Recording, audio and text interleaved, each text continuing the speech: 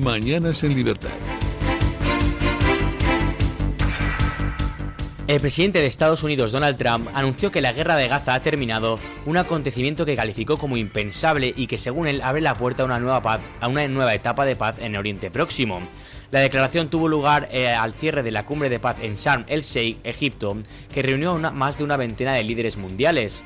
Durante su discurso, Trump celebró la liberación de los últimos 20 rehenes vivos en manos de Hamás, un paso previo a la entrega de otros 28 cuerpos, y destacó que la ayuda humanitaria comienza a ingresar con mayor fluidez en la franja de Gaza, donde la ONU declaró formalmente la hambruna el pasado mes de agosto. El mandatario expresó su deseo de que el acuerdo impulsado por su administración entre Israel y Hamás represente algo más que el fin de la guerra en Gaza y se convierta en un nuevo comienzo para todo Oriente Próximo. Trump afirmó que aspira a una región fuerte, estable y próspera en la que todos los países rechacen el terrorismo de una vez por todas. Asimismo, alentó a nuevas naciones a sumarse a los acuerdos de Abraham para normalizar sus relaciones con Israel. Bueno, ya lo ven que lo llaman acuerdos de Abraham, en otros casos se habla de los acuerdos de paz de Sharm el-Sheikh, otros dicen directamente la paz de Donald Trump, porque realmente lo que estamos viendo es cómo Donald Trump ha sido el mediador necesario entre Israel y el grupo terrorista Hamás para que se firme, que se selle este acuerdo de paz. Vieron ustedes seguro en diferentes medios de comunicación una puesta en escena, algo que es muy típico de los tiempos que corren, de redes sociales, de televisión, esa escenografía con las palabras paz en letras enormes, ¿no?, con ese 2025, y sobre todo vieron cómo Donald Trump ejercía de algo así como maestro de ceremonias de unos acuerdos históricos. El propio Donald Trump, en la rúbrica de estos acuerdos, dijo algo así como que habían pasado 3.000 años para que se pudiera llegar a ese acontecimiento, a esa paz, que veremos si es duradera. Ojalá que sí, ojalá que sí.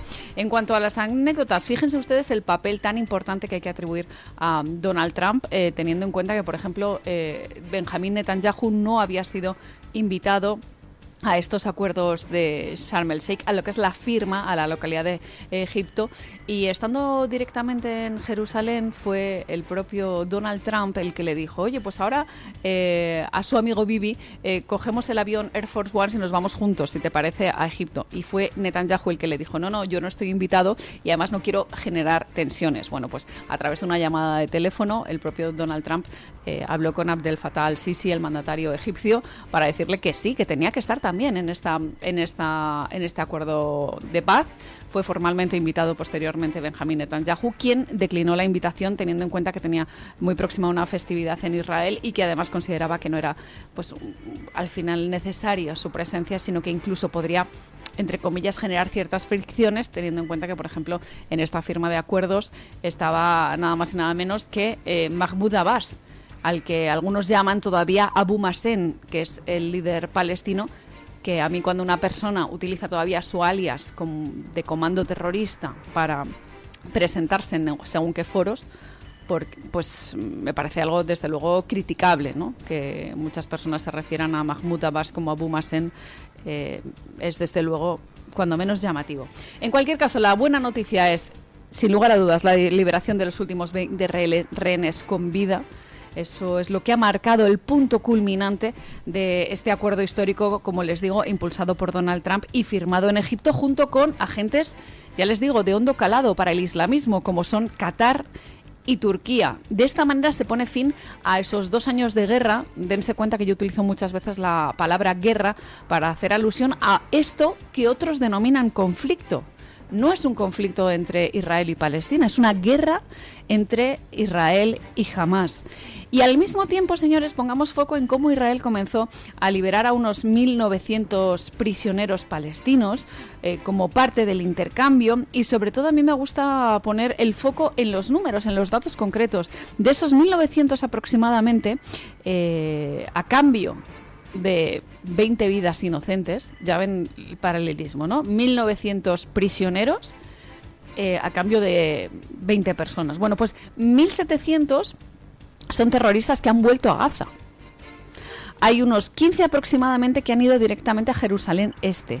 ya saben, ese punto caliente, por así decirlo, que linda directamente con la zona judía y que, por tanto, en la capital de Israel es una zona muy, muy conflictiva.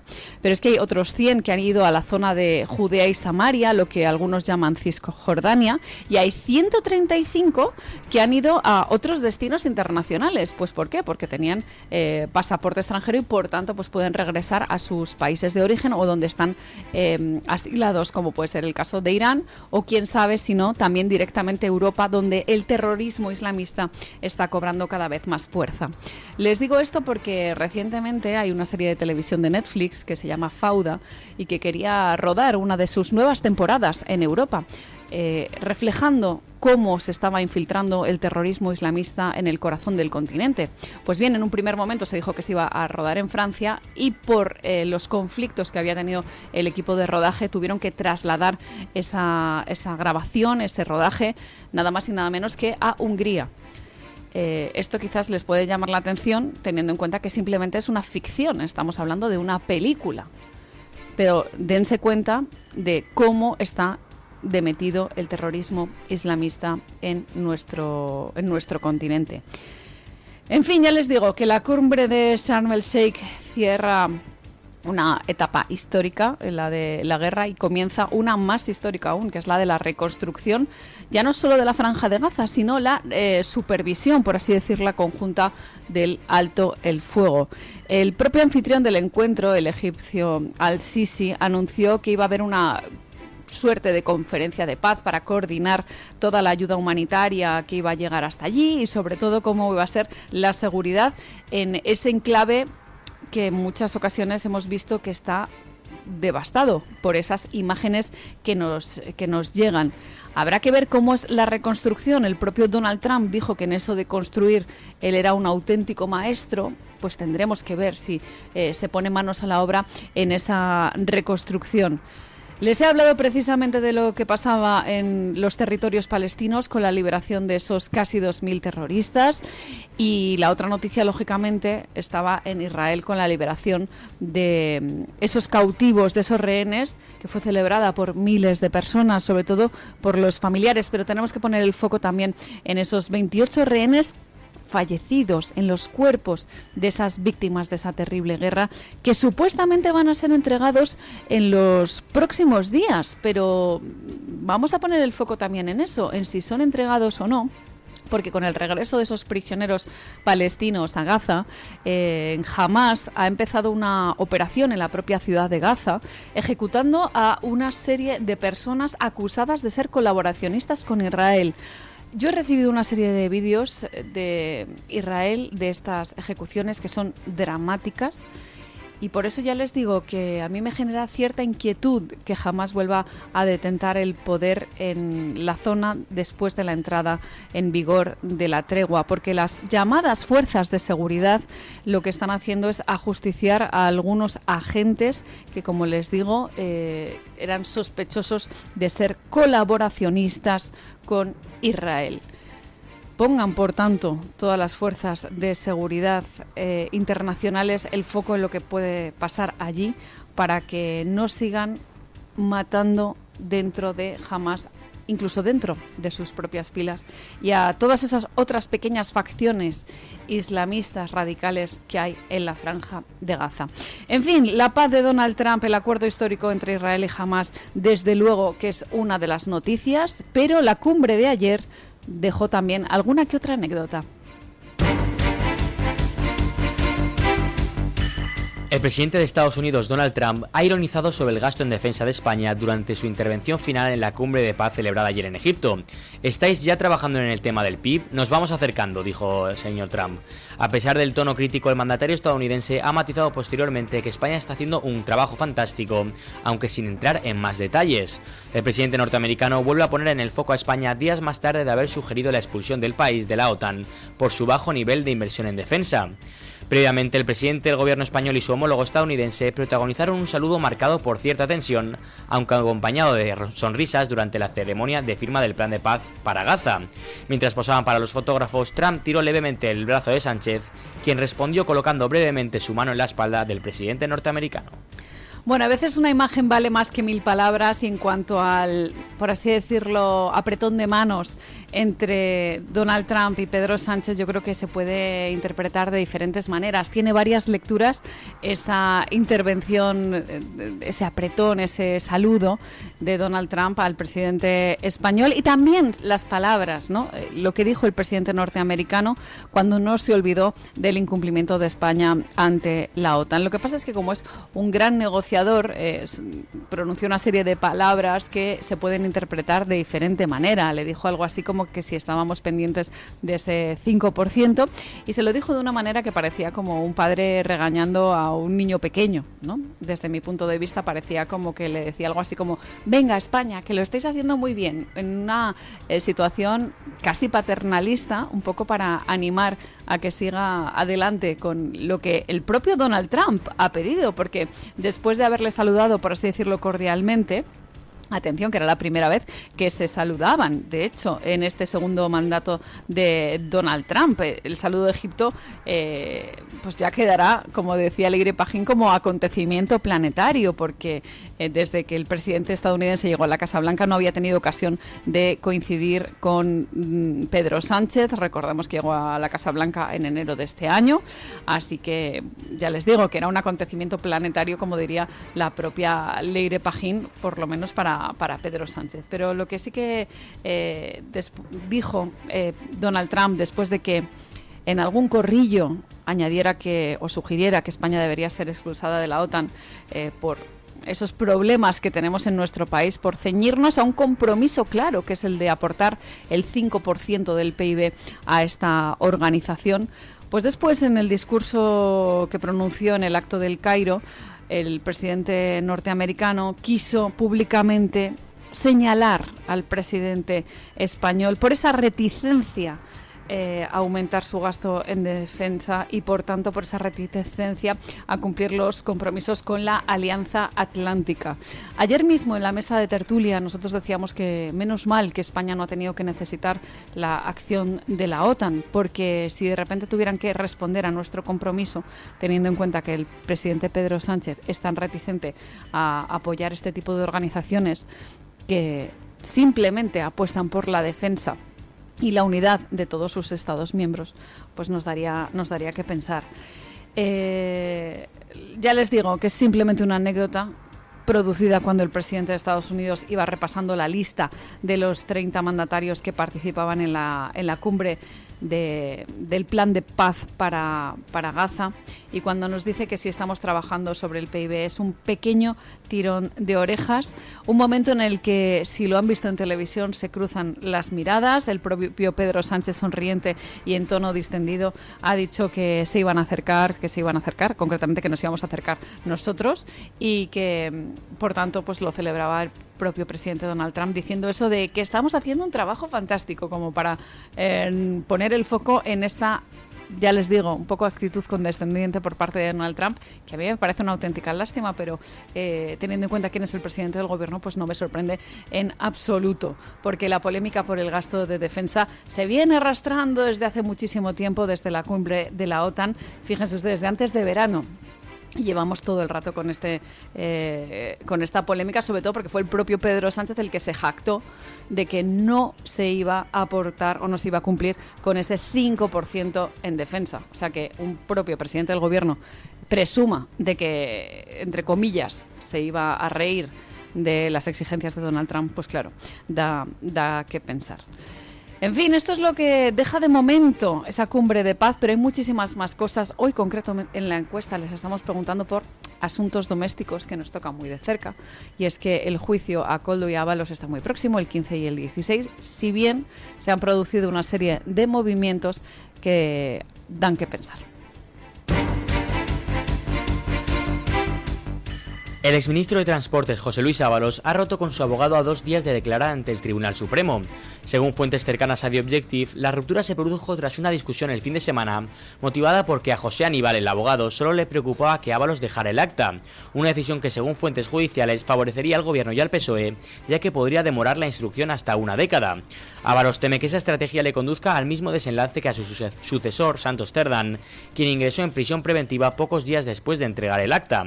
Las mismas fuentes señalan que la posibilidad de prisión preventiva sería mayor si la causa pasa a la Audiencia Nacional, mientras que el magistrado del Supremo Leopoldo Puente solo la dictaría a petición expresa de la Fiscalía Anticorrupción, que evalúan nuevas evidencias aportadas por la UCO. La ruptura con su defensa refleja la desconfianza del exministro, que duda a quién representa realmente su abogado, al que considera más cercano al gobierno socialista que a su propio cliente. Ya ven ustedes que lo del acta de diputado es prácticamente, por así decirlo, un seguro judicial, ¿no?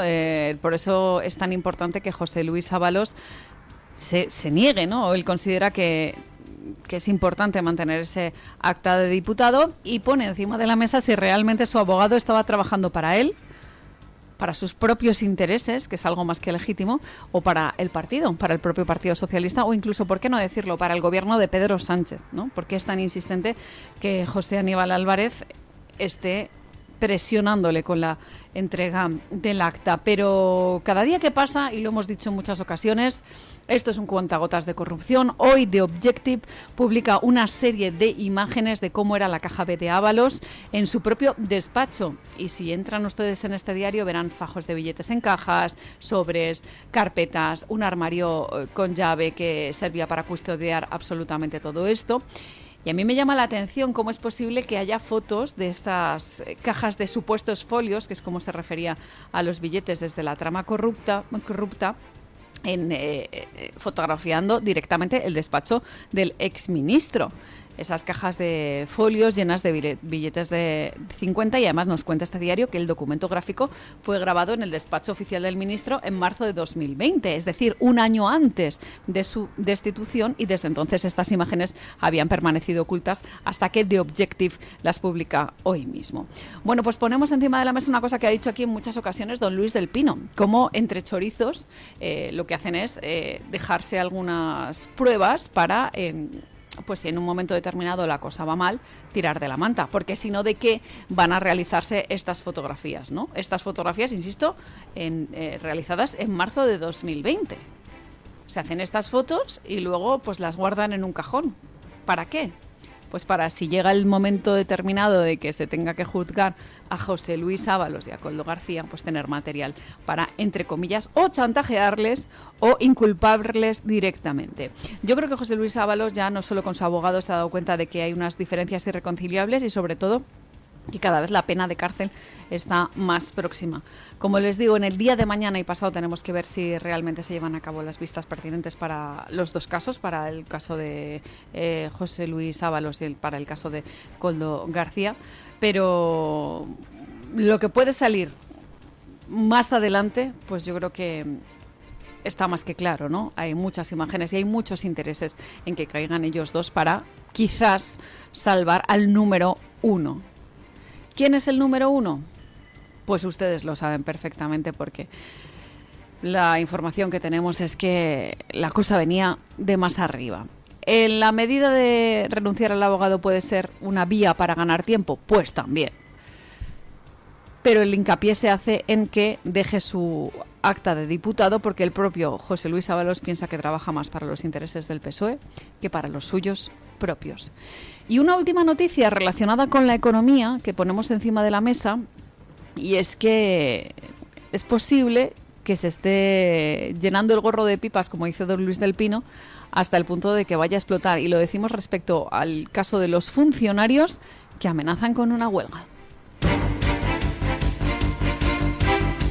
Los tres principales sindicatos de la función pública, CESIF, Comisiones Obreras y UGT, han decidido plantar cara al gobierno ante el bloqueo de la negociación colectiva. Tras meses reclamando al ministro de Función Pública, Óscar López, la apertura de una mesa para negociar una subida salarial, las organizaciones sindicales han optado por pasar a la acción y no descartan convocar una huelga antes de final de año. Las tres centrales anunciarán hoy oficialmente su calendario de movilizaciones. Los sindicatos denuncian el bloqueo deliberado por parte del Ministerio, mientras el Ejecutivo insiste en que cualquier incremento salarial debe aprobarse dentro del marco de los presupuestos generales del Estado. Según las tres centrales, esta postura busca presionar a los partidos para que respalden las cuentas públicas del próximo año en el Congreso. CESIF, Comisiones Obreras y UGT rechazan vincular la negociación salarial a los presupuestos, recordando que en otras ocasiones se alcanzaron acuerdos incluso con presupuestos prorrogados. Por ello acusan al gobierno de ser el único responsable de impedir un nuevo acuerdo salarial en la administración pública. Bueno, a mí hay una cosa que me preocupa muchísimo, y es que a los contribuyentes cada vez nos suben más los impuestos, y el dinero no sé a dónde va. De verdad se lo digo, no sé a dónde va, porque yo veo las fotografías de José Luis Ábalos, de esa presunta caja B, y veo mucho dinero, pero es que nos recaudan tanto, que debería haber mucho más. Entiendo que se va a este tipo de corrupciones, por desgracia. Entiendo que se va a una serie de chiringuitos, de mamandurrias. Y al final no hay dinero pues para pagar, por ejemplo, a nuestros funcionarios. Motivo por lo que los funcionarios han decidido pues anunciar una serie de movilizaciones en contra del ministro del ramo, que es Óscar López, el todopoderoso, porque también en Madrid ostenta un cargo muy importante dentro del PSOE, y sepan que era una de las personas de máxima confianza de Pedro Sánchez en Moncloa, que lo era entonces y lo seguirá siendo ahora. Así que el ministro de Función Pública y Transformación Digital, que entiendo que ahí se va el dinero, en esa supuesta transformación digital, es el que debe responder a esa subida salarial que han pedido los sindicatos para los funcionarios. Estaban hablando de cómo en un momento determinado se iba a vincular esa subida salarial a la aprobación de los presupuestos generales del Estado, y como la cosa está bastante complicada, pues ellos directamente piden que se suba el salario, que consideran más que justo para todos aquellos que desempeñan un papel importantísimo para todos los ciudadanos cuando hablamos de la administración pública. Y es que estamos hablando de diferentes entidades que lo que hacen es pues en fin, estar relacionados con el día a día de cada uno de los ciudadanos. Los representantes de los empleados públicos piden solucionar cuanto antes la congelación salarial. En fin, yo no sé si van a conseguir llevar a cabo esta movilización o, por tanto, se va a rubricar de nuevo un acuerdo marco para la administración del siglo XXI, que es como se llama esta suerte de acuerdo que han fijado desde el Ministerio directamente con los sindicatos. Pero que ya, como les digo, los propios sindicatos amenacen con huelga significa que están más quemados que nadie, y esto para el gobierno de Pedro Sánchez desde luego no es una buena noticia. En fin, lo que sí que les traemos ahora son buenas noticias, y lo hacemos con la noticia de interés general que nos trae el Banco Santander de la mano de don Guillermo Díaz.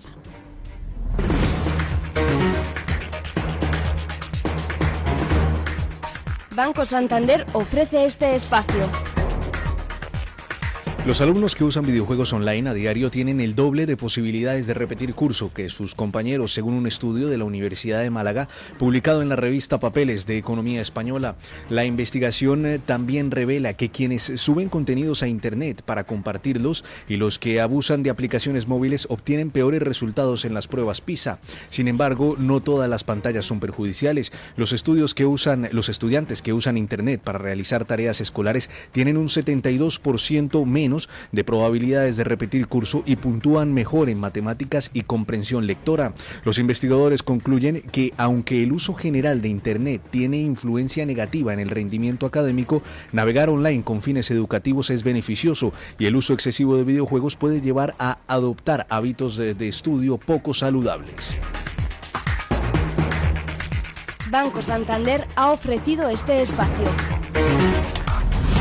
Mensaje de Marga para sus jefes. Oye, chicos, que muchísimas gracias por todos estos años juntos. Pero me lo voy a montar por mi cuenta, ¿vale? Que como siempre me decíais que llamándome Margarita me pegaba a tener una floristería, pues os he hecho caso. Me he lanzado y ya tengo el local. Se va a llamar De Flor en Flor. Cuando sabes que ha llegado el momento, estamos contigo. Descubre todo lo que te ofrece el Santander para impulsar tu negocio desde 0 euros al mes. Promoción válida hasta el 20 de enero de 2026. Consulta condiciones en bancosantander.es. Cuando lo sabes, lo sabes.